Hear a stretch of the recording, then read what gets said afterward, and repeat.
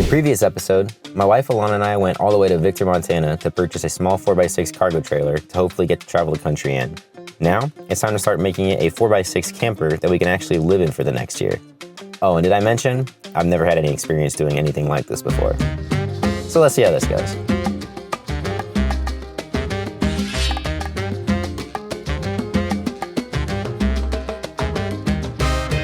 To start off, I need to tear all the existing wooden panels off so I can run my wires for our fan, lights, and outlets, as well as install 1-inch insulation behind the wall so we don't freeze in the winter, which will be nice. All right, let's get to work.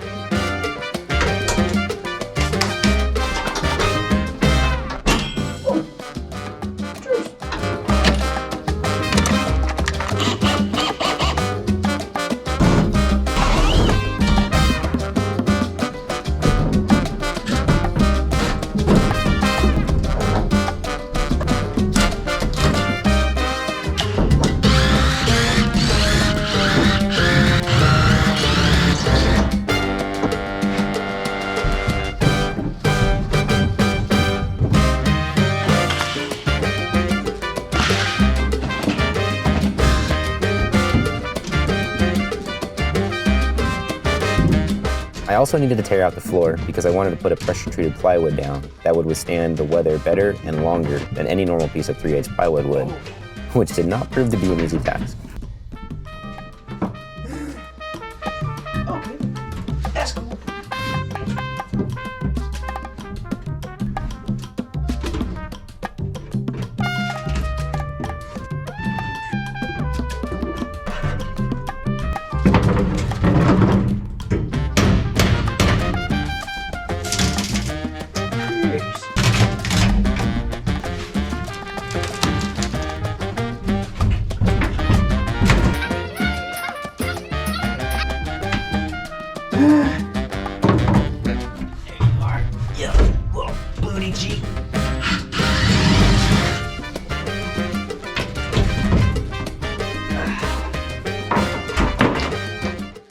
Our next step was we needed to stock up on all the materials I needed.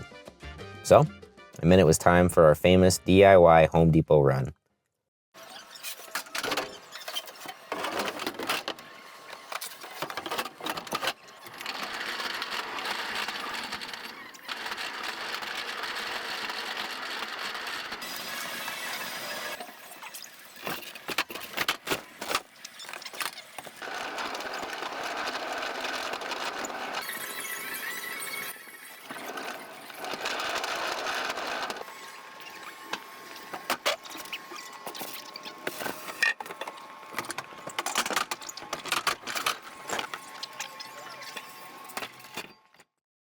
And step 3, let's start building.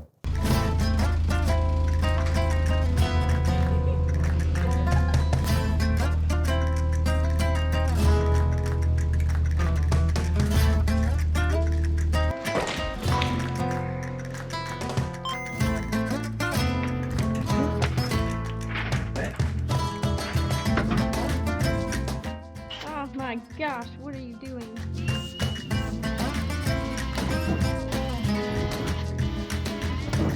There's no going back now.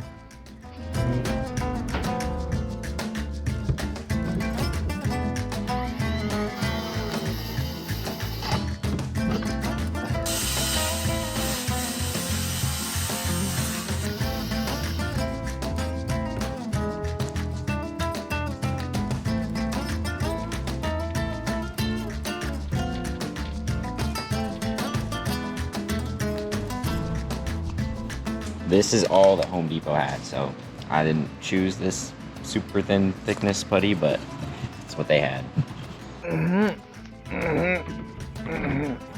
Look at that, dude. Yeah, dude. For our fan install, I needed something solid for the fan screws to mount to. So I just built a wooden frame that the screws might bite into from the inside of the trailer. I just needed to figure out how to get it to stay up until I got those screws into it. We tried clamps, sticky tape,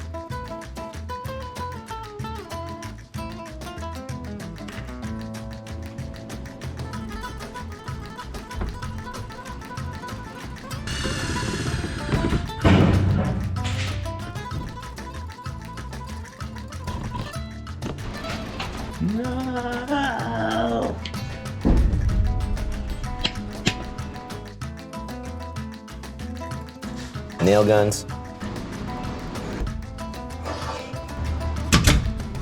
Can you just chill for a second?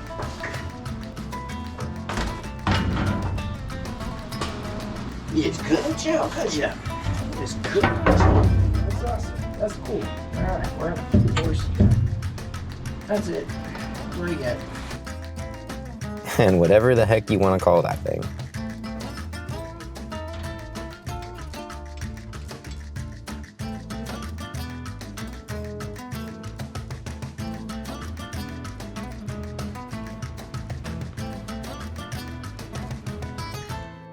All right, now let's see if we can finally get this thing screwed on.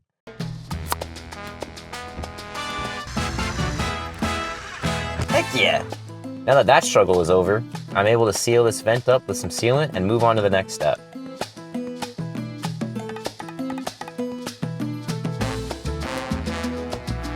Okay, so the one thing about these trailers is that it is just a cargo trailer, so you don't expect too much for waterproofing. All of their wiring and tapper screws they're all exposed, so we need to go through this and silicone. I'm just gonna silicone all of my joints, pretty much everything that could possibly have any water get through. We're gonna give it a good beat of silicone, and then we're going to put down the PT, silicone around the edges there, and then we can finally start our installation.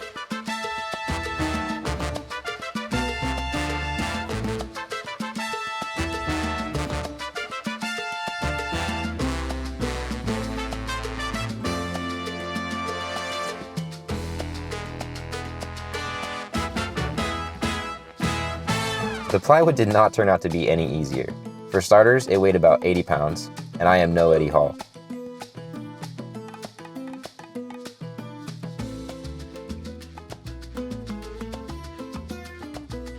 And to top it all off, the front of the trailer was curved, which meant I had to cut this 80-pound sheet to fit perfectly inside the odd-shaped trailer.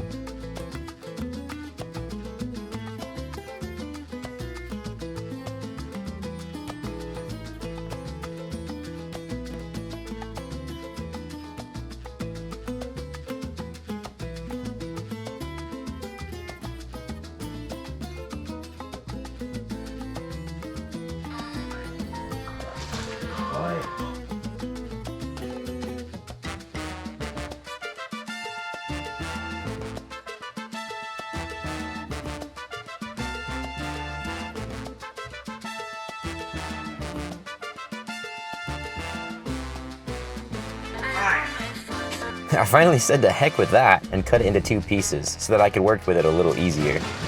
It did mean I would have one more seam that could potentially let moisture through, but in this moment, I did not care.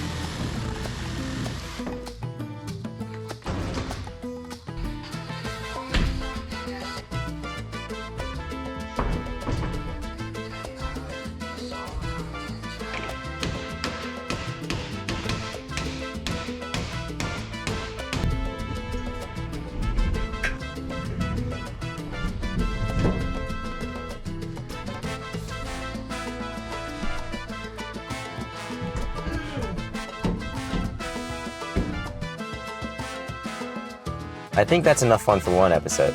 So if you like what you saw, then stick around for the next episode where I cut more holes in the trailer for windows and door handles, and finally install the insulation, and probably kick and scream every step of the way. As always, thank you so much for watching, and we'll see you on the road.